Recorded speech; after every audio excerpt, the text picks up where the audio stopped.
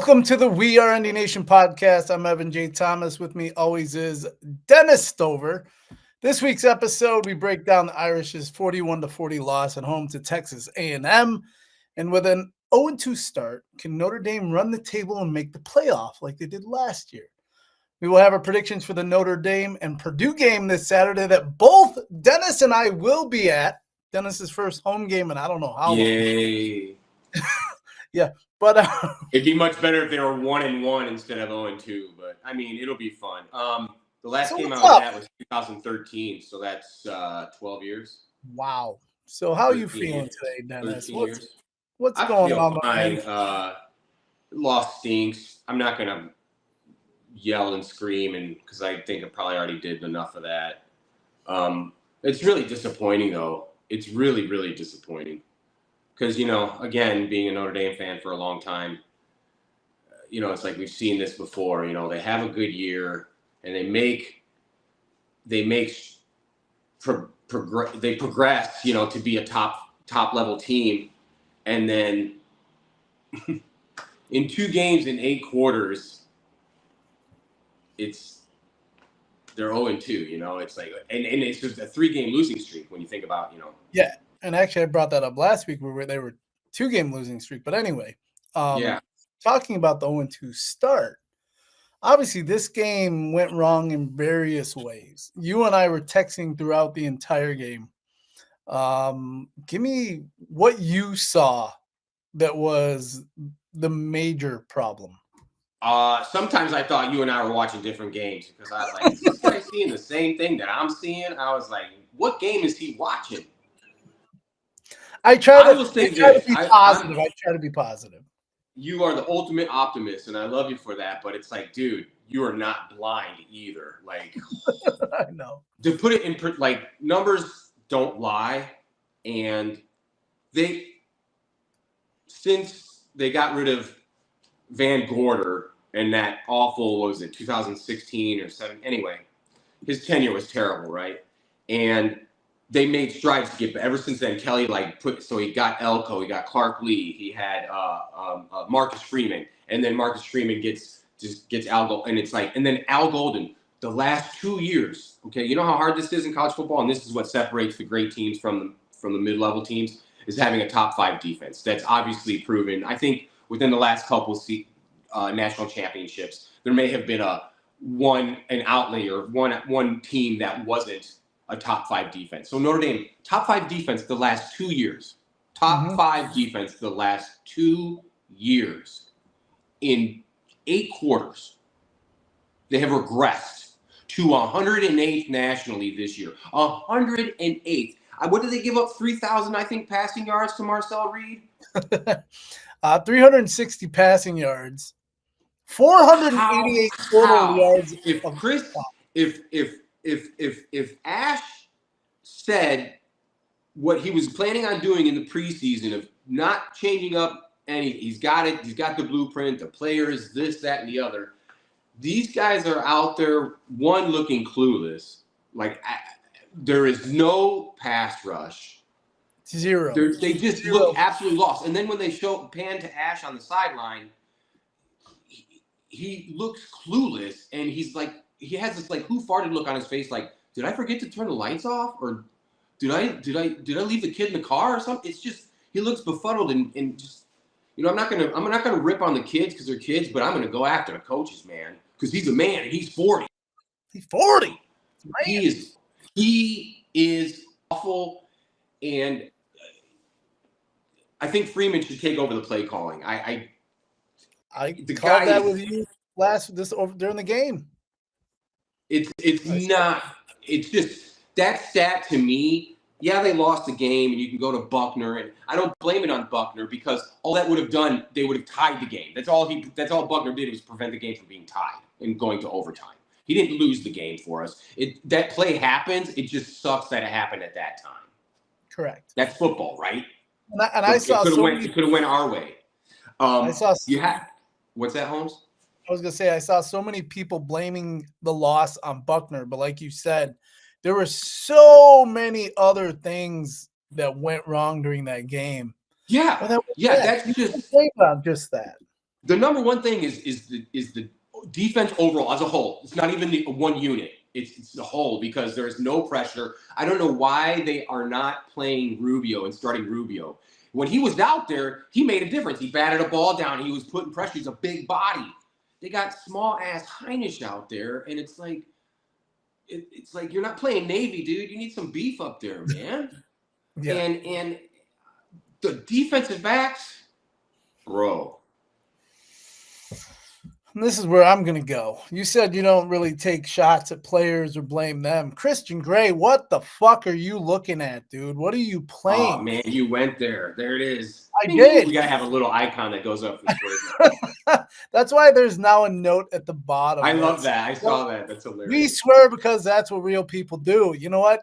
I figured Continue. But anyway, Christian Gray getting beat. Not only getting beat, but he got beat on that one play where he actually came up on Mario Craver and went to throw a shoulder to try to tackle him and almost whiffed.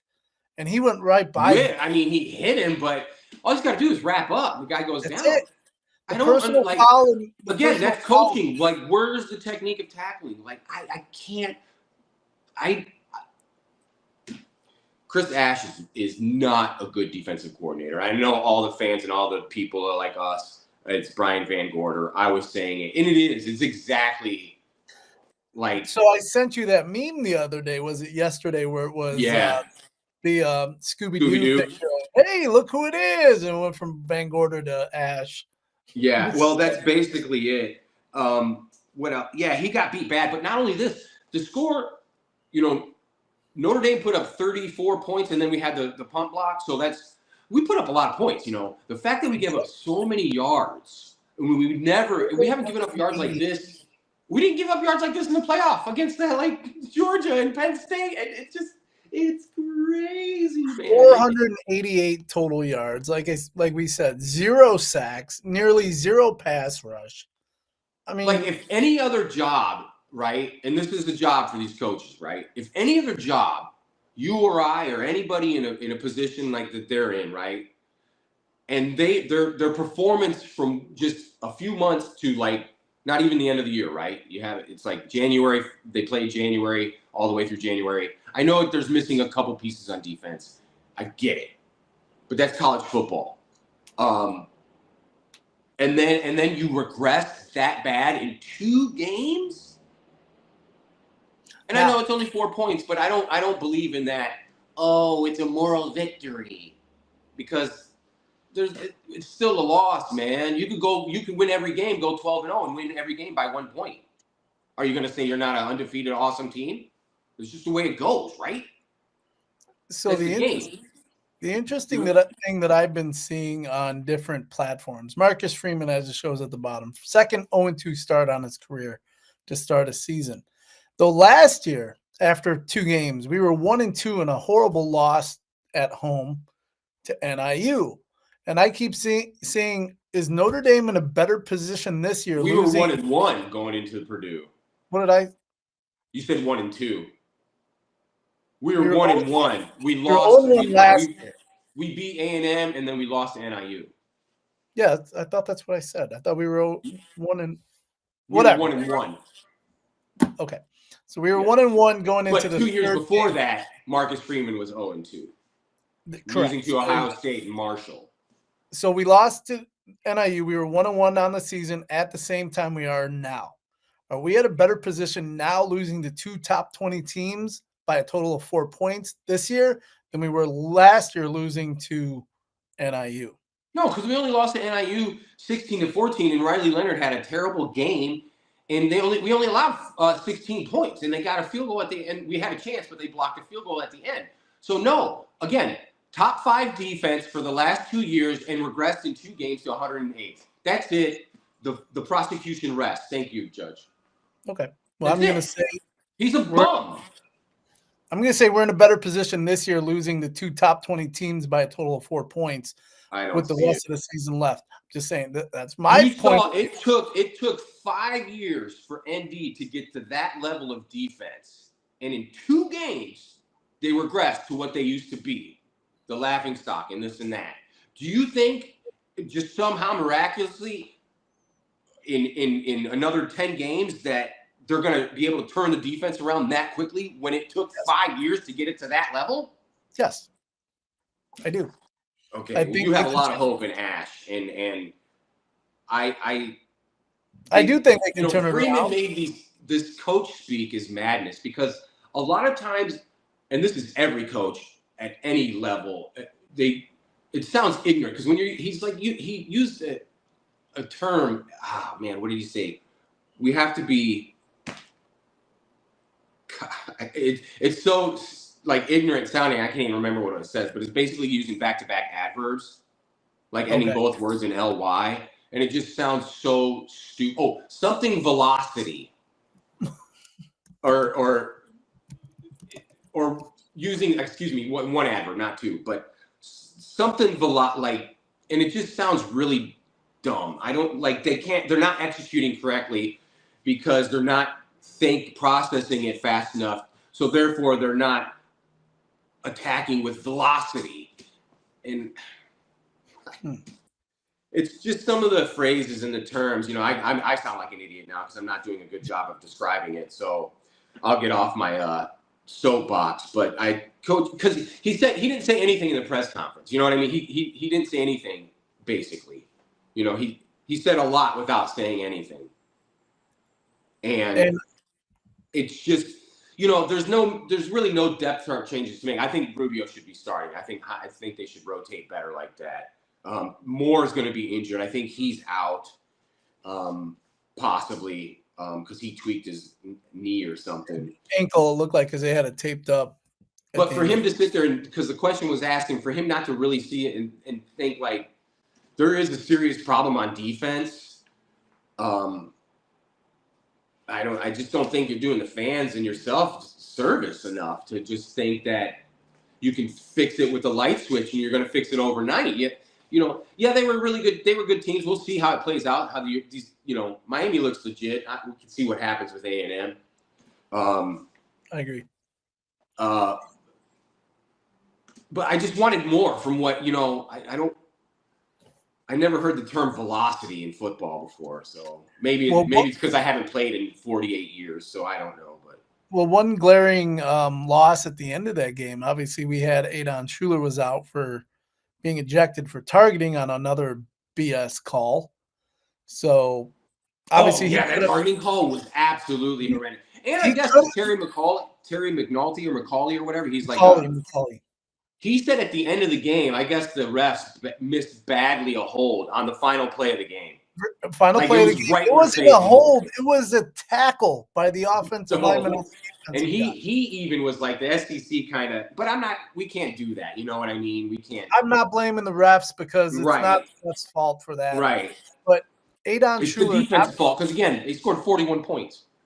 Adon Schuler not being in that game at the very last play where I think it was Drake Bowen was on the coverage. Yeah, Drake Bowen was on the coverage. So was it 4th and long and 13 seconds to go and they scored. And that they should make the playoffs just based on that. I mean, it's kind of a sad showing. You can't even get a stop then. Ash can't even motivate the guys that much to get that stop. Yeah. Like, come on, dude. He's not good. I'm sorry. He's just not. And I don't see it. I don't see how they're going to turn it around. I mean, I hope like hell we beat Purdue, but we'll see, man. Well, let's move over to the offensive side of the ball because I had a big problem with the play calling and all these effing Wildcat calls. Or the Leprechaun. Remember the Leprechaun? Oh my! It was insane. I mean, they got stuffed a couple times, especially once on 4th down. Then they tried it on a 3rd down and a 4th down again. They actually made one. But it's like, where did this come from? The week before was the damn bubble screen and the RPOs that they were doing. This week it was that. Where is the offense going wrong? I'm not going to blame Carr because he's putting up some numbers as a freshman. I mean, Carr's doing a really good job. I don't know if I love 32. That. I've never been a fan of the Wildcat, honestly, because it's not the decoy that everybody thinks it is. I don't know. Not when you run it 10 times a game either. Well, especially with your number 1 or 2 back and they know it's coming. I'm exactly. Exactly. You can't just put in Love and have him sit back there because I mean the guy, is he injured? Who knows? If you want to do it like that, or why I've never understood getting away from going under center and having a fullback as a You called giant that lead during the game. blocker and just running it. What's Just wrong saying with the we I are going to be formation? better than you. We need 2 yards. If we don't get it, we're going to walk off the field because we shouldn't be on the field playing football if we can't get 2 yards. You called it. Like, You said they should have done like a I formation, straight up, done it. I Couldn't do don't it. understand. They didn't even do a dive play. It was just, give the ball to Love, see what opens up, let's go there. And then, okay, so on the offensive side of the ball, it's not Carr. It's definitely some of the play calling. Carr's playing great, but the kid shouldn't be throwing it 32 times in his second meaningful snap of college football. When you got supposed stud offensive line, because that offensive line they played a little bit better, but it still leaves a little bit to be desired. Love shouldn't be carrying the ball 23 times either, I don't think, man. Well, I mean, I see that as, well, think about Not it. when you got 3 of them.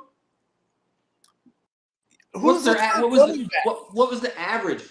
That kid is not. He is not a 23, 25 carry back game. You're gonna kill the kid before the season ends. Who's third on the depth chart on the running back? Aeneas Williams. Have they even used? He was awesome in the playoffs last year, isn't he? Did they use him yet this year? No, man, no. Why? I don't know. We're not the coaches. They obviously know what we don't, which obviously I'm sitting in an apartment. Yeah, Aeneas Williams played out of his ass for those couple games. He gets his moment. He actually he produces. That's what he does. So it's like if you need an extra back, throw him in there. Don't keep using the same 2 guys doing the same scat back crap that they were doing. Because, man, did I get pissed off during that game. I yelled at one point. I swear my neighbors heard me, and I don't give a crap. But I was like, you can't keep running that effing play because it wasn't working. Yes, it worked at that one time toward the end where he scored, but that was like it. Yeah. Well, obviously, he realizes that he doesn't have Riley Leonard. So I think that's why he tried to do it, because when you think about it, that's what he did with Riley Leonard, was essentially a wildcat back. He was your wildcat. But correct. There was the threat of him throwing the ball, even though he wasn't the best passer, but he was the quarterback, right? When you put Love or Price back there, they're not going to throw the football. Exactly. So they load the even box. If you put Carr, and then you're wasting a blocker because you put Carr out there as a decoy, like you're going to throw it to him, he's going to go there. Come on, man. What was the thing you said during the game that you and I, you thought I was wrong or misunderstood what you said? Who did you say should have been in there during those plays? Oh, put a package in for Minchie, dude. Exactly. Why not? I don't see why not, because the leopard cat doesn't work. So, I mean, you put in him. Holy cow! Things could change up. Change it up. How do you defend that then? Because then you have to worry about. I mean, it's not a quarterback controversy either. It's not at all. It's putting two good athletes on the field. Carr is QB1, but we might give like 5, 6, 7, 8 snaps to Minchie. Why not? If you're giving 7, 8 snaps to the running backs, why not give it to Minchie? How do you defend that? Because Minchie can hand it off to one of the backs. He can take off and run, and he can throw the ball. How do you defend it? You know what that's called? The option. The RPOs.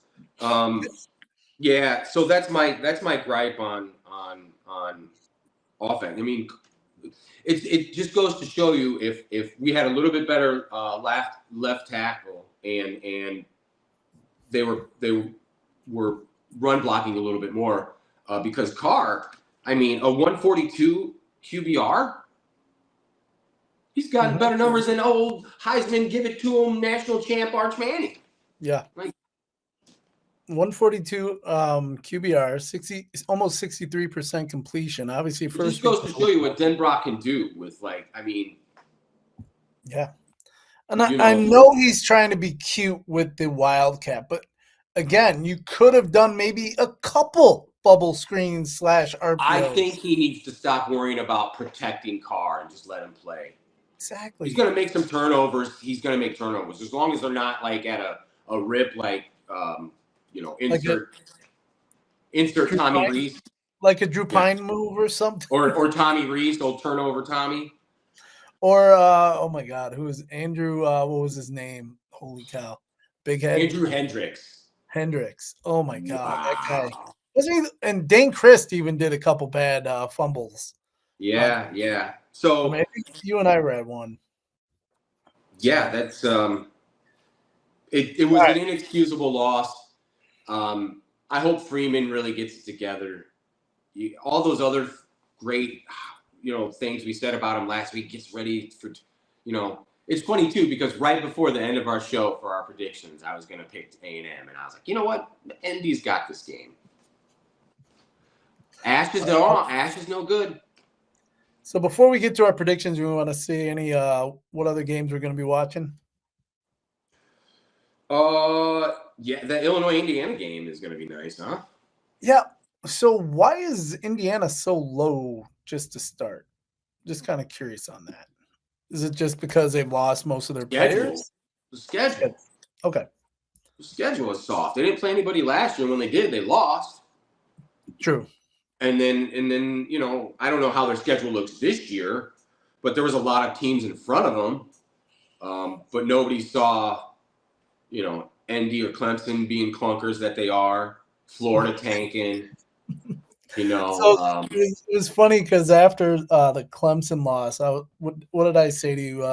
Hey, Clemson could be the new Florida State. Now it's like maybe it'll be ND. And I was like, holy crap. So you have the Illinois, Indiana. So Illinois is number 9, Indiana's 19. All these teams are 3-0. So you also have Auburn, number 22, and number 11, Oklahoma. Ooh, at Oklahoma, that's going to be. That kid is playing. That Jackson Arnold's playing really good. I don't know. I like that Oklahoma, man. They're tough, I think. The fun thing is you and I won't be watching those games because we will be tailgating at the Holtz's Heroes. And by the way, I got to add another $1 to that fund because of what I said earlier. So I think we're at. I said it twice. Yeah. I said one. Well, we can go back and watch the tape, but maybe So I think we're at like $15 overall between the two of us. Sweet. And we decided on what charity we're gonna donate to. It's on the Holtz's Heroes, man. Awesome. It's got to. Those are our boys over there, especially. Yeah. So let's look forward to this week's game. Purdue. All right, let's talk about this week. Purdue's 2-1. We have the spread. Notre Dame's a favorite by 25.5 points. Total over-under is 54.5. Quarterback for Purdue, 6'4" sophomore, 786 yards on the season, 5 TDs, 4 interceptions, 55 QBR, and a 63% completion percentage. Now, I mean, in 3 games, 786 yards. I mean, I'm not sure what to think on that, but probably not good. You? I mean, I haven't seen anything. I haven't seen any tape of Purdue, so I don't know. That should scare us because that's a lot of passing yards in 3 games. And they played USC last week, and they lost, 36-17. Everybody, that knucklehead on ESPN Game Day, with all the other knuckleheads. What's his name? Stanford Steve. Oh, Stanford Steve. He's a Muppet. He was like, why isn't USC ranked? Why isn't USC ranked? They got the number 1 offense. And it's like, well, when they play, Muppet University in Stanford, Steve, they're going to put up 1,000 million yards, and then they play Purdue and they only score 36 points and blah, blah, blah. I know the game was delayed for 3 hours because of rain. But my point is, our defensive back should be scared a little bit because 786 yards is a lot in 3 games. But here, I'm looking at this right now. So Brown last week against USC, 24-39 for 305 yards, 1 touchdown, 2 interceptions. So I hope they're ready because everybody can see that, hey, you can pass the ball in ND. Throw the ball on they ND. have no pass rush. So are we going to blow this game out? How Notre Dame is getting 25 points? I can't believe it. Well, didn't we put up 70 on them last year? That was last year, dude. Exactly. So they can't be a top 5 defense this year because it's not last year. Anyway, there we go. But they don't have really much of a rushing game either. They only had 52 yards last week. Yeah, I know where I'm going on this game. This one should be kind of easy for me to pick. I don't know what you're going to do because I'm going to be Sorry, I hanging was with you looking all at game. stats. Huh? I said sorry, I was looking at stats. Yeah, I was too. So I was right there with you. So I have this week. I have Notre Dame winning the game. What did I put it at? 45-13. That's my prediction. God, you are so. I Pick however you think. You don't have to go with what I say. I don't know how to think. I really don't know. I don't know. This team gives me zero confidence. The defense gives me zero confidence. Sure, we might score some points, but again, is it going to be one of those seasons where ND has to outscore every team? That's pathetic. And All right, here's a question. Here's something I wanted to talk about before we go into I think Notre Dame will win. I don't have a score, but I think Purdue's going to score. I think Purdue's going to score points. I say Notre Dame 25, Purdue. No, I'll go Notre Dame 65, Purdue 64. How's that? There you go. Does that make you happy? 65. I'm putting that in there. Great. Anyway, they're going to give up 64 points to Purdue. Watch. Ash. God, that is going to be a fun game sitting next to you all game. Hat. Man, I had a really good point. Now I forgot. Oh, okay. Here it is. Let's go. They're 0-2 or whatever. Here's my proposal or my thing now. Going back and starting now, will Notre Dame run the table, or is there another loss coming? Currently, there is another loss coming. I see, and I think it's going to be at Arkansas. Ooh, I have it Pittsburgh. I mean, that's who I picked in my preseason, and they might lose that game too.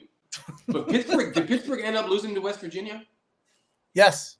Yeah, so because your boy Pat McAfee actually picked Texas A&M. Oh, that's why they won, because McAfee surprisingly, by a big surprise, picked his alma mater. Oh. I know, shocking, right? But it's just like old Homer Howard, Homer Desmond Howard picking Michigan every time. Well, against OSU, it's easy. Yeah, good one. Yeah, against Ohio State, he can pick that. Old Eddie Munster, Ryan Day. Yeah. Ryan, just for day, man. Just hey, man, don't hate. Oh no, you look good, Scott Steiner. I can't.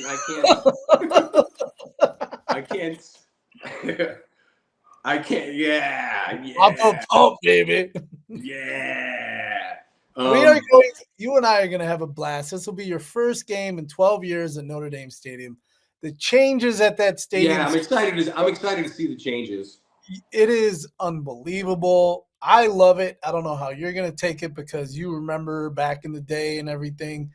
Well, yeah, I mean, nothing is better than the old stadium. Even before the renovation. Well, I'm sorry. I didn't see it before the 80,000 renovation, excuse me. But I still liked it when it was just before I do like the Jumbotron, though. How can you get mad? Is badass, man. I can't get mad at that, And I like what they did. They cut down they made less seats in the upper bowl, the new addition part, so you could see the library more and stuff. So that's cool. Yep. So it'll be fun because we'll be hanging out at the Holtz's Heroes tailgate. I know Matt Shelton's going to be there, so we got to at least reach out to him. Lee Becton's going to be there. Obviously, Reggie Brooks is probably going to be there. Steve Berline usually shows up. A bunch of other dudes are in and out. So hopefully Zorich shows up. We'll see who actually comes out to play on Saturday. That's why awesome. I say that the earlier we can get to the tailgate, the better. Because that's great. Hopefully the defense comes out to play and makes me look like and I would love to look like a Muppet.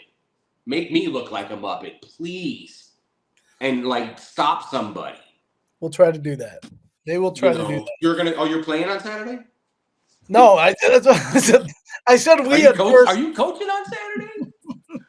Yeah, I'm gonna be there in gear. All gear. I think you could do a better job than Ash. I mean, And I've been very kind to him. I have not So far.